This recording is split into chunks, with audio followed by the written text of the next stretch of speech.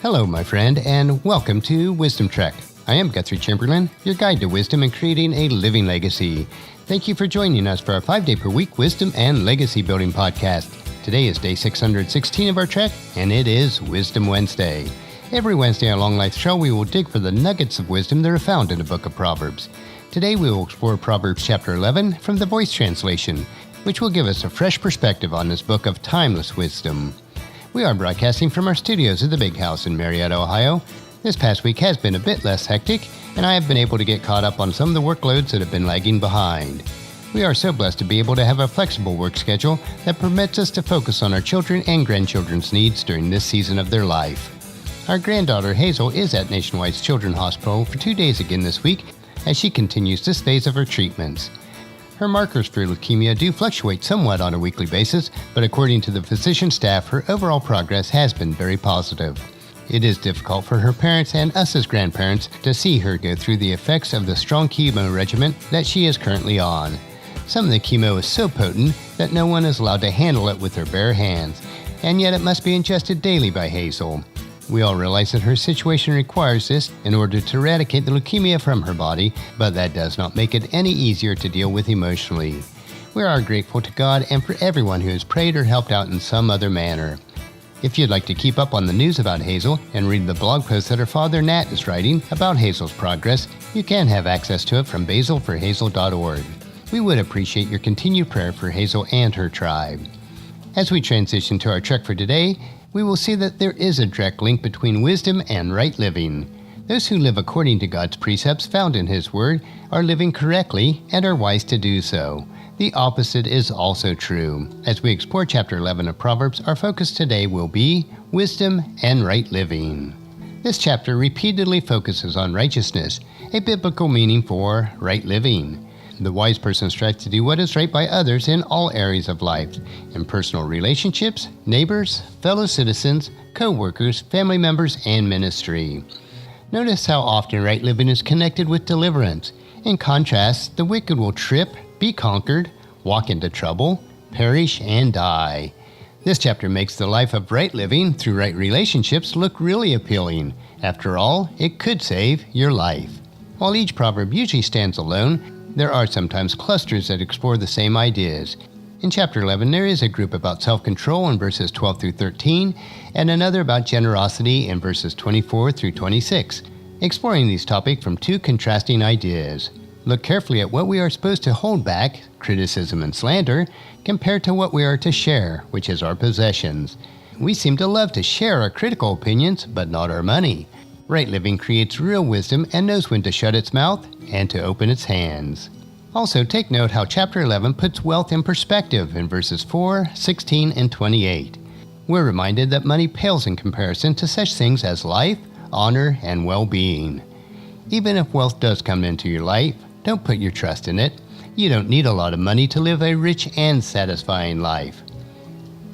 Is there anyone that you need to show generosity to today? Is there someone you need to criticize less? Allow this chapter to mold you in the way of right living. So listen up now as I read Proverbs chapter 11. Dishonesty in business disgusts the eternal, but fair dealings delights him. When pride comes, shame is not far behind, but wisdom accompanies those who are humble. The right living are guided by integrity, but the crooked ways of the faithless will lead to ruin. Riches won't matter in the day of wrath, but right living will rescue from death. The good deeds of the blameless pave a peaceful, productive path, but wrongdoers trip over their own faults. The good deeds of the upright will rescue them, but the faithless will be conquered by their shallow desires.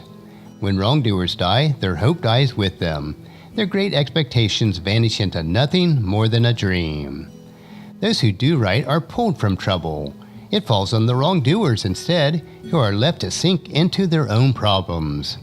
The words of the godless ruin those close to them, but through insight, the right living are spared.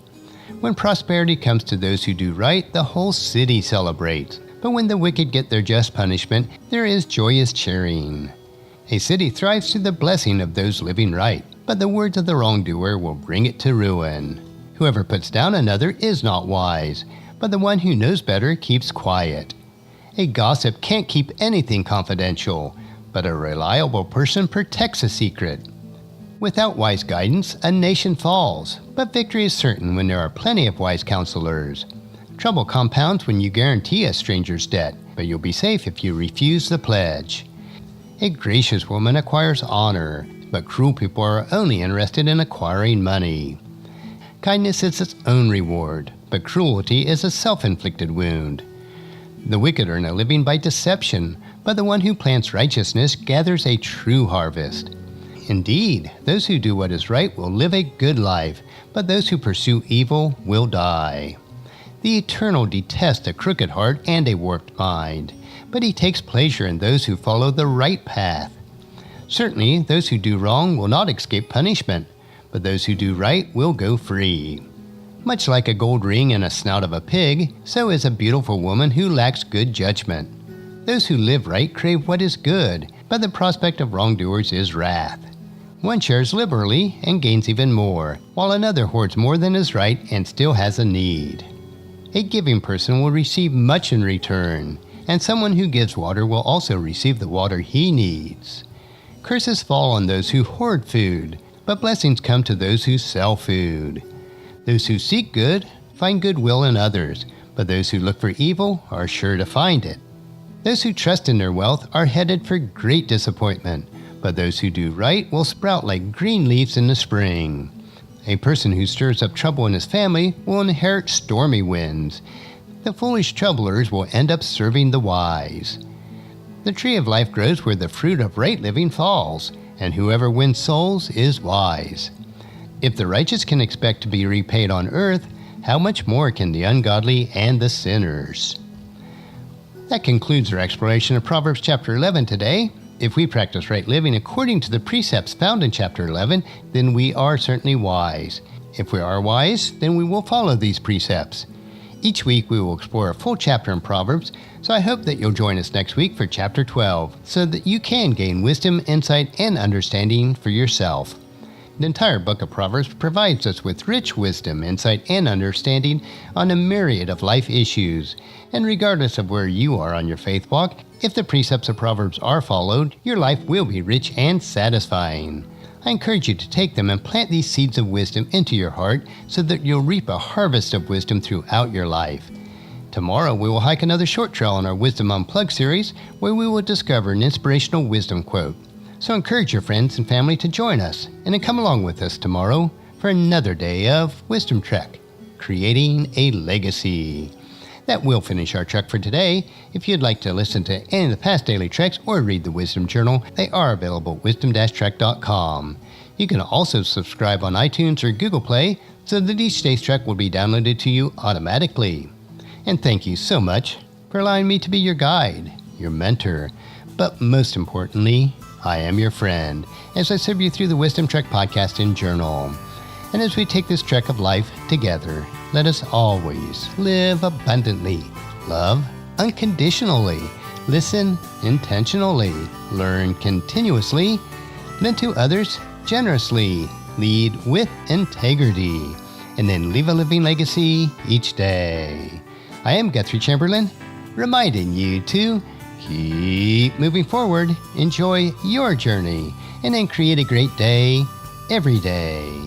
See you tomorrow.